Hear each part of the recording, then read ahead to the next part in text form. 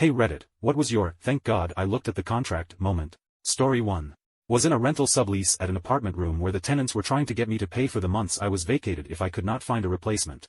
I asked for a copy of the lease because the sublease had ended and they were citing the old lease rather than the new one. The tenants would not provide one, sending me the old lease. The property management wouldn't send me one, even after multiple requests from answers emails immediately, agent. 2 days before the rent was due, the agent finally sent me the new lease after I sent a stern email with legalese phrases. Turned out I wasn't even on the lease at all, as a subletter or tenant. And based on tenancy laws, I could just leave if I was vacated and gave notice. I gave 2 months notice. So I left. Story 2. I signed up for a gym membership on a whim and got sketched out when they initially charged me $250 instead of only the $90 for the month. I went home and legit didn't sleep because I was so mad I went through with it. I called and asked the next day to see if I could cancel and almost everyone I spoke to said either no it was impossible or only if I moved to an area that didn't have the gym.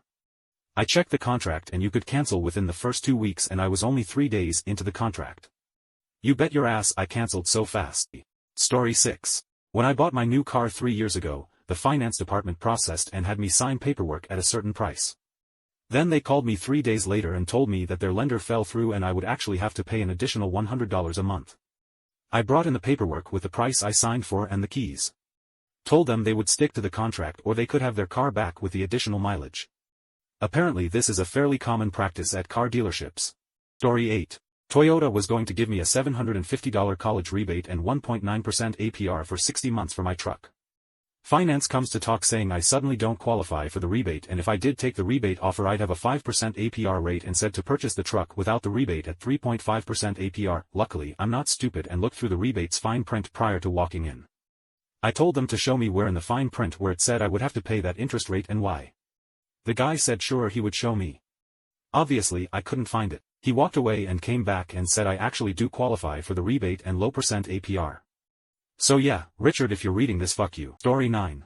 I had taken some helicopter flying lessons and was considering switching careers to that. So I found a flight school and applied for a student loan. Sallie Mae was the only one that would cover it. And when I got the final paperwork, the interest rate was higher than they told me over the phone and the total payment to them was going to be well over $200,000. So I cancelled and didn't go to flight school.